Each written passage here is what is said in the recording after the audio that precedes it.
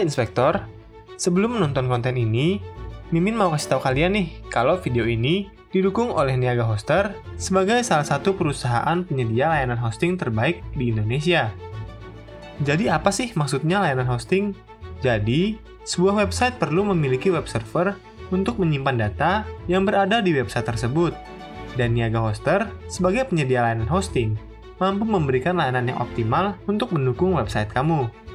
Lalu apa yang membuat Niaga Hoster menjadi yang terbaik di kelasnya?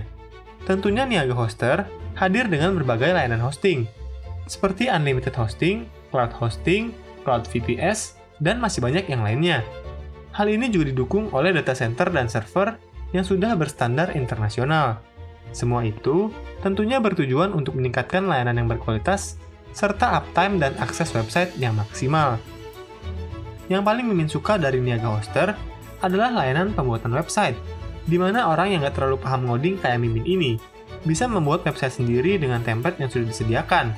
Dan tentunya, kalau kalian bingung gimana cara kustomisasinya, bakal ada customer support yang selalu standby untuk menjawab pertanyaan kalian.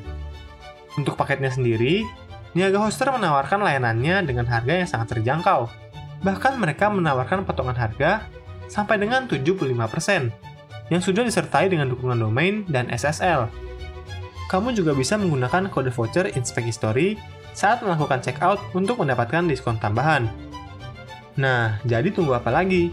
Kalau kalian memang mau membangun sebuah website untuk keperluan bisnis, portofolio, bahkan untuk blog sekalipun, kalian bisa langsung kunjungi Niaga Hoster melalui link yang ada di deskripsi video. Terkepung pasukan terkuat di benua Eropa, dan tidak memperoleh akses kebutuhan pangan maupun energi, sepertinya adalah hal yang menggambarkan bagaimana suramnya keadaan masyarakat Jerman yang tinggal di Berlin Barat. Menghadapi keadaan ini, sepertinya pilihan Amerika dan sekutunya mengerucut menjadi dua pilihan: berperang melawan Uni Soviet atau merelakan Berlin Barat beserta penduduknya jatuh dalam pengaruh komunisme. Bagi Truman, kedua opsi tersebut tidak mungkin diambil. Setelah demobilisasi pasukan sekutu, sangatlah tidak mungkin melawan pasukan Uni Soviet, khususnya secara jumlah. Namun mengundurkan diri dari Berlin Barat lebih tidak mungkin diambil, karena itu sama saja menunjukkan kegagalan demokrasi Barat untuk mempertahankan sekutunya dalam melawan pengaruh dan intimidasi dari komunisme. Kebijakan appeasement hanya menunjukkan kelemahan dari pihak yang bersedia memberikan konsesi, seperti saat Inggris dan Prancis berkali-kali mengikuti keinginan Hitler. Bagi pemimpin dengan latar belakang militer, berkaca dari pengalaman perang sebelumnya, Truman memutuskan kebijakan terbaik melawan Stalin adalah dengan doktrin pembendungan, sebuah usaha untuk melawan pengaruh dan penyebaran paham komunisme di seluruh dunia, yang telah didukung oleh pihak Komintern. Sekalipun bersaing, baik Amerika maupun Uni Soviet menyadari mereka tidak mungkin menjadi pihak yang pertama kali menyerang lawannya.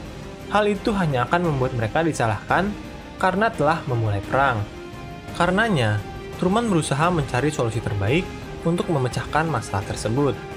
Uniknya solusi itu justru ia dapatkan ketika dirinya memperoleh kabar bahwa pasukan sekutu yang tinggal di Berlin Barat dalam kondisi prima. Karena sekalipun diblokade, kebutuhan mereka tetap dapat dikirim melewati jalur udara.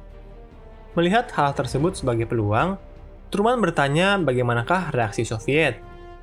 Para perwiranya merespon, karena jumlahnya tidak seberapa, tidak ada reaksi apapun dari Uni Soviet.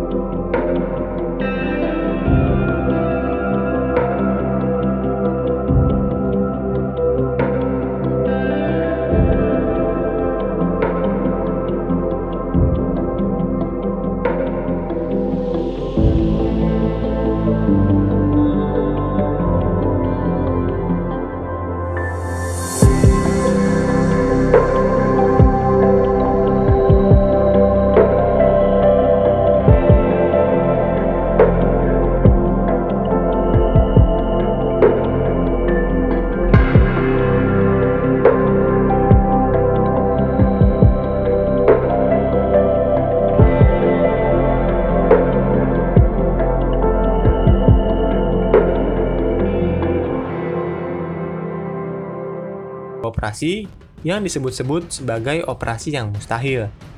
26 Juni, operasi jembatan udara akhirnya dimulai. Pesawat C-47 milik Sekutu mulai berterbangan di langit-langit Jerman Timur. Pasukan Soviet dan Jerman Timur segera berhamburan keluar untuk mempersiapkan pertahanan udaranya. Sementara itu, pesawat tempur komunis mulai terbang di dekat pesawat-pesawat C-47, memberikan ancaman kepada pilot-pilot Sekutu. Soviet memang pernah mengancam bahwa mereka akan menembak pesawat yang berani terbang di wilayahnya. Namun faktanya, tidak ada yang mau menembaknya. Stalin merasa kekuatan Soviet belum pulih sepenuhnya semenjak perang yang terakhir. Ia pun berusaha untuk tidak terlibat konflik secara langsung dan lebih memilih menggunakan ancaman dan intimidasi. Tidak mengherankan jika di kalangan pemimpin-pemimpin Sekutu, ancaman itu dianggap sebagai bualan Stalin. Satu persatu, pesawat berhasil mendarat dan mendistribusikan logistik demi memenuhi kebutuhan kota Berlin Barat. Faktanya operasi itu hanya mampu mengirimkan tidak lebih dari 1.000 ton setiap harinya, seperempat dari jumlah minimum yang dibutuhkan. Hal ini disebabkan berbagai faktor, seperti pesawat C-47 bekas Perang Dunia Kedua, yang umurnya sudah semakin tua dan keterbatasan jumlah pilot yang ada. Di tengah keberhasilan operasi jembatan udara yang semakin dipertanyakan ini, pemimpin Sekutu memutuskan untuk mengirim perwiranya yang paling berpengalaman dalam operasi jembatan udara. Ia adalah Jenderal William Tanner. Seperti apakah kisah selanjutnya? Tunggu kelanjutannya hanya di channel Inspect History. Hai, bantu kami dalam memproduksi lebih banyak konten sejarah dengan mengklik tombol subscribe. Dan jangan ragu untuk memberikan saran, komentar, atau pertanyaan. Terima kasih.